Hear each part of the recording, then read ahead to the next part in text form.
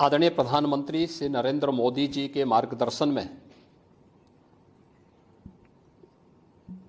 देश की नई संसद में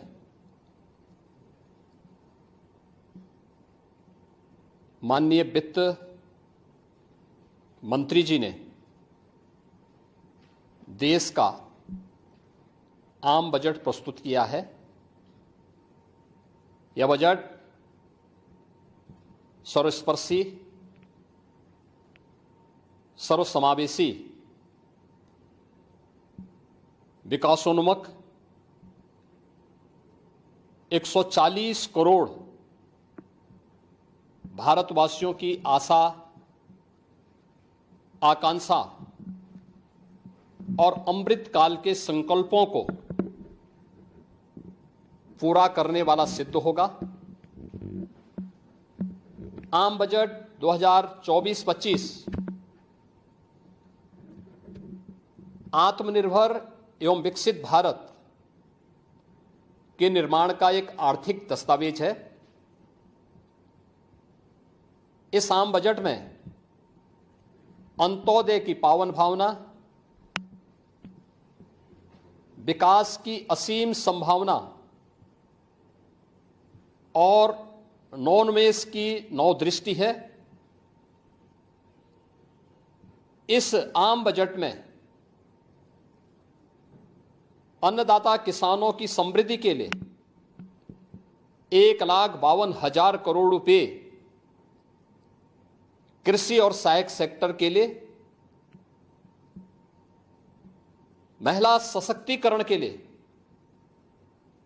3 लाख करोड़ रुपए से अधिक का प्रावधान किया गया है। स्वाभाविक रूप से आधी आबादी, देश के सबसे बड़े राज्य उत्तर प्रदेश की आधी आबादी इससे सर्वाधिक लाभान्वित होने वाली है, और खासतौर पर तब जब उत्तर प्रदेश 2020 से ही मिशन शक्ति के कार्यक्रम को प्रभावी ढंग से यहां पर जमीनी धरातल पर उतार रहा है। सर्वाधिक अन्नदाता किसान उत्तर प्रदेश के अंदर निवास कर रहा है। उन अन्नदाता किसानों की समृद्धि में आज संसद में प्रस्तुत आम बजट बड़ी भूमिका का निर्वहन करने वाला है। युवाओं के लिए लाखों नौकरियों के साथ साथ मध्यम वर्गीय परिवार के लिए प्रत्यक्ष कर यानी इनकम टैक्स में जो नए टैक्स स्लैब की घोषणा हुई है, ये सभी अभिनंदनीय है, स्वागत योग्य हैं। इस पूरे बजट को अगर मैं कह सकता हूं कि यह बजट भारत को $5 ट्रिलियन की इकोनॉमी में बदलने के संकल्प के साथ ही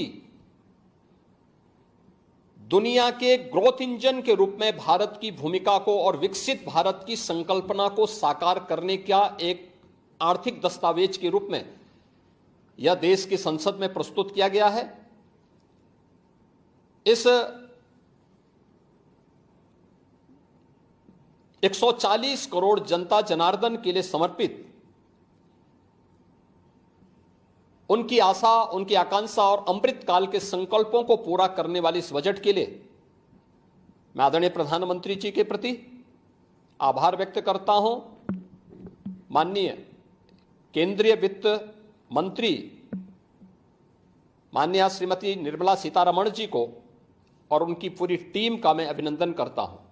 मध्यम वर्ग को राहत देने के लिए इस आम बजट में जो उपाय किए गए उसको लेकर क्या कहना है? देखिए, मध्यम वर्गीय परिवार में टैक्स के बारे में सबसे बड़ी छूट आज उपलब्ध हुई है, और यह लंबे वर्ष समय से यह मांग चली आ रही थी। 3 लाख तक के प्रत्यक्ष कर यानी इनकम टैक्स में कोई भी टैक्स नहीं लगेगा। इसके साथ साथ अन्य जो स्लैब भी दिए गए हैं वे काफी राहत भरे हैं।